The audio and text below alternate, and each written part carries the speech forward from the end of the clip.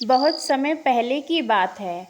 एक चंदनपुर नामक गांव में सलीम नाम का हैदराबादी बिरयानी वाला रहता था। उसकी बिरयानी पूरे गांव में फेमस थी। गांव में ऐसा कोई घर नहीं था जहां उसकी बिरयानी जाती नहीं थी। लोग दूर दूर से उसके ठेले पर आते थे और बिरयानी खाते थे।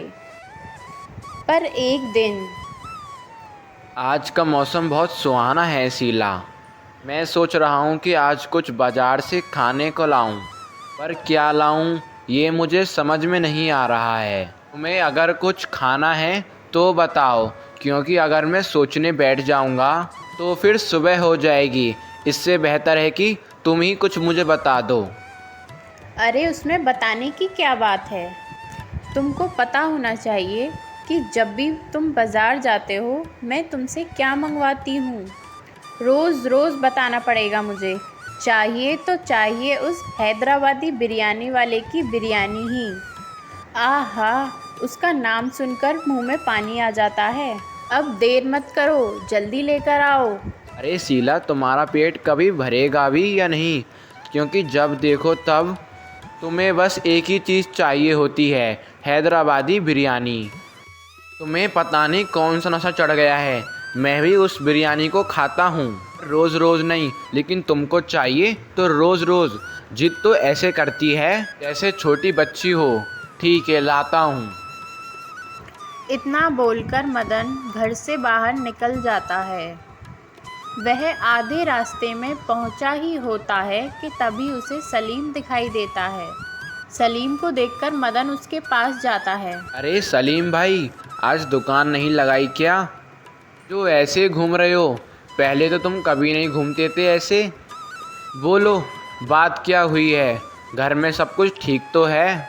और चेहरा देखकर ऐसा क्यों लग रहा है कि तुम किसी मुसीबत में हो? मदन भाई, मुसीबत बहुत बड़ी है। दरअसल लाखों रुपए उधार लेकर अपनी अम्मा का इलाज करवाया था, लेकिन अम्मा बची नहीं और अब सर पर लाखों रुपए का कर्ज है। अब इसमें दुकान कैसे खोलूं? जेब में कुछ पैसे भी तो होने चाहिए सामान खरीदने के लिए। अब तुम ही बताओ, अब क्या बिरयानी बिना चिकन के बनेगी? ही ना। इसलिए जब तक मेरे पास पैसे नहीं हो जाएंगे तब तक हैदराबादी बिरयानी बंद रहेगी और कभी नहीं खुलेगी। और इतनी बात कहकर सलीम अपने घर की तरफ निकल लेता है और मदन बाजार की तरफ। सलीम अपने घर पर बैठा सोच रहा होता है कि तभी गांव के मुखिया का भाई पप्पू उसके घर आता है। सुनो सलीम भाई, आपने दुकान क्यों बंद कर दी? अरे अम्मा को गुजरे तो हफ्ते हो गए हैं। अब तो तुमको अपना ठेला चौपाल पर लगा देना चाहिए। और अभी तुम शोक के दुख में बैठे हो यार। उठो भाई, हिम्मत बनाओ और कल से ठेला चौपाल पर लगा दो। क्या छोटे मुखिया जी, आपको सब पता है कि अम्मा की तबीयत बहुत ख़राब थी और मैंने लाखों रुपए का कर्ज ले लिया है, और अब उसको चुकाऊं कैसे, इसी सोच में पड़ा हूँ। और आप सबको दुकान खोलने की पड़ी है। आप सभी को पता होना चाहिए कि मेरी जेब में फूटी कौड़ी भी नहीं है, तो कहाँ से दुकान खोलूँ? मेरे पास चिकन लाने के भी पैसे नहीं हैं। अरे इतनी सी बात है पगले, तो बताना चाहिए ना। और ऐसे बैठे घर में पैसे तो आएंगे नहीं, और अभी तुमको लाखों रुपए कर्ज भी देना है। इसीलिए अगर तू मेरी एक बात मान ले तो तुझे बिना टेंशन के रोज़ पैसे मिलेंगे। बोल सलीम, तू मेरी बात मानेगा? अरे भैया, आप जो बोलेंगे वो तो हमको करनी ही पड़ेगी, क्योंकि आप जो कहते हैं वही होगा। बोलिए मुखिया जी, आप क्या कहना चाहते हैं? अरे सलीम, तुम बहुत समझदार हो, तो सुनो मेरी बात।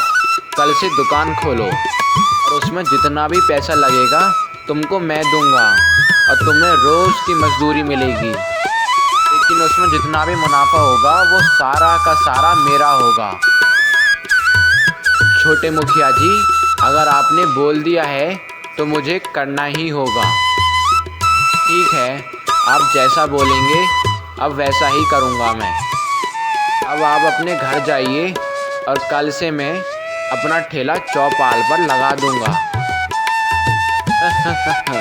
ठीक है सलीम भाई, मैं आपको कुछ पैसे दे रहा हूँ जिससे तुम अपने मसाले खरीद लेना। और रही बात चिकन की, तो मांस मैं तुम्हें ला कर ही दूँगा, रोज़ दूँगा तुम्हें, उसकी चिंता तुम मत करो।